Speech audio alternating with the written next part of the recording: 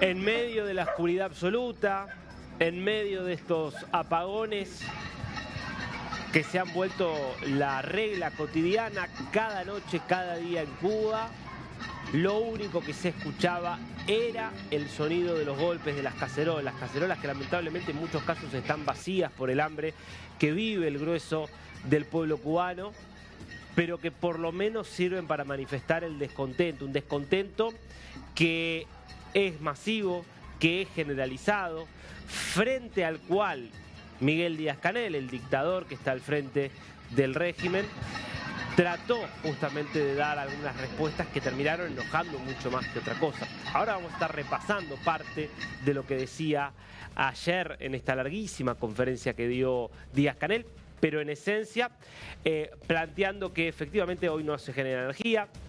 Después de esa conferencia se confirmó que ya no están circulando autos. Ahora vamos a ir en vivo. ¿Cómo está Cuba ahora, esta mañana, este mediodía? Lo vamos a ver en vivo ahora. Vas a ver algunas particularidades de ello. Pero lo cierto es que ya ni siquiera se está vendiendo autos, combustible para los autos porque no hay nada. Y además comentarios como, bueno, el que se quiera comprar un panel solar se lo puede comprar. Y vos imaginate, en una Cuba donde el salario de un docente es de 2, 3 dólares, ¿quién se puede comprar un panel solar? Sí, los hijos del poder. Bueno, vamos a hablar también de los hijos del poder porque uno de ellos podría ser eventualmente un negociador ante Estados Unidos. Y digo eventualmente porque otra de las cosas que dejó la conferencia que dio Miguel Díaz-Canel es una suba de la tensión con Estados Unidos. Hagamos un raconto muy breve. Estados Unidos, desde allí fue cuando Trump dijo: estamos en negociaciones en el más alto nivel con Cuba. Estamos hablando con quienes mandan en la isla, justamente en medio de esta máxima tensión que se estaba viviendo, sobre todo, de otras cosas, por los aranceles que decidió aplicar el gobierno de Estados Unidos a todos aquellos que le quieran regalar o vender petróleo a Cuba. Ayer, Díaz-Canel más o menos que desmintió que hubiera negociaciones al más alto nivel, aunque dijo que estaban dispuestos, y realizó la clásica victimización planteando que los problemas de Cuba derivan de los Estados Unidos. Yo quiero que escuches la respuesta que le dio a Miguel Díaz-Canel la vocera de la Casa Blanca, Caroline Leavitt, hablando de un régimen que ya está en las últimas. Mira. Cuban leader Miguel Díaz-Canel said today that Cuba would be willing to engage in dialogue with the United States only without pressure, without preconditions, on equal footing and with respect for sovereignty. But his government is denying what President Trump said, that they're already holding talks. How would you respond to that? I think the fact that the Cuban government is on its last leg and its country is about to collapse, they should be wise in their statements directed towards the President of the United States. But as I just reiterated, the President is always willing to engage in diplomacy, and I believe that's something that is taking place, in fact, with the Cuban government.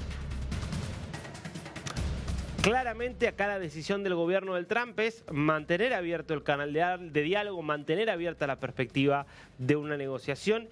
Ahora, claramente la cosa todavía no está fluyendo, porque si vemos que desde Estados Unidos dicen, bueno, es un régimen que ya está prácticamente en las últimas, de todas maneras estamos dispuestos a hablar, y del otro lado dicen, no, porque el imperialismo estadounidense que nos está haciendo esto, esto otro, y que nos agrede, y que nos ataca, y que hace terrorismo, etcétera.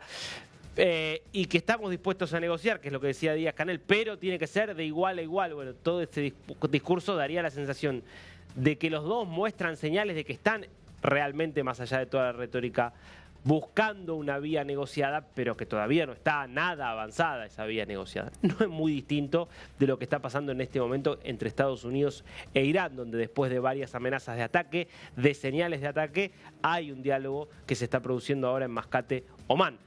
Claro, eso no quita que igual no haya perspectiva de algún tipo de ataque o de incidente inminente. Ahora, ¿qué es lo que había dicho Díaz-Canel que había molestado desde los Estados Unidos? Repasémoslo. Cuba está dispuesta a un diálogo con los Estados Unidos, a un diálogo sobre cualquiera de los temas que se quiera debatir o dialogar. ¿Con qué condiciones? Sin presiones, bajo presiones no se puede dialogar, sin precondicionamiento, en una posición de iguales, en una posición de respeto a nuestra soberanía, a nuestra independencia, a nuestra autodeterminación, sin abordar temas que laceren y que podamos entender como injerencia en nuestros asuntos internos. Y que de un diálogo como ese se puede construir una relación entre vecinos civilizada que le podría aportar un beneficio mutuo a nuestros pueblos, a los pueblos de las dos naciones. Las cubanas y los cubanos no odiamos al pueblo norteamericano, reconocemos valores del pueblo norteamericano, valores de su historia, valores de su cultura. Cuando hemos tenido oportunidad de que existan espacios de encuentro entre nuestros pueblos en diferentes sectores, en el sector científico, en el sector deportivo, en el sector religioso, en el sector cultural, en el sector de la salud, incluso diálogo a nivel político, hemos encontrado que hay muchas cosas en las que podemos trabajar juntos, sin prejuicio, que pueden aportarle muchísimo. O visto de otra manera, de cuántas cosas privamos a ambos pueblos por esa política decadente, por esa política prepotente, por esa política criminal de bloqueo. Que la política estadounidense puede ser prepotente, no hay ninguna duda. Ahora, Díaz-Canel hablando de políticas decadentes cuando lo que define a Cuba de principio a fin es la decadencia, es por lo menos llamativo. Un país que era de los países más avanzados de América Latina, si nos trasladamos a comienzos del siglo XX, en términos de desarrollo económico, en términos de bienestar social, en términos educativos, culturales, y que hoy es una ruina, un país invivible para la gran mayoría de la población, menos para el círculo íntimo de aquellos que están directamente ligados a la estructura del Partido Comunista, ligados a la estructura de la corporación militar empresarial, que es la que maneja los negocios en Cuba. La verdad que es por lo menos llamativo, por no decir directamente indignante. Ahora, de allí, de esa cúpula probablemente salga la persona encargada de llevar adelante una eventual negociación con los Estados Unidos.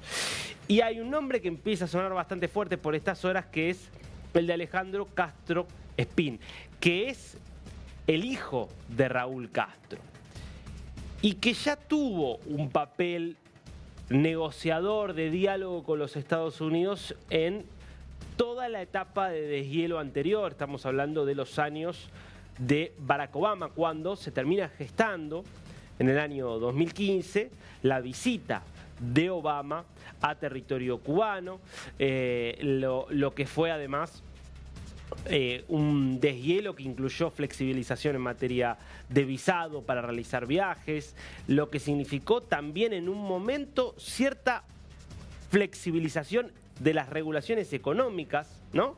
Recuerden, por esos años se especulaba, algunos creían que Cuba iba realmente en un camino de flexibilización y de apertura.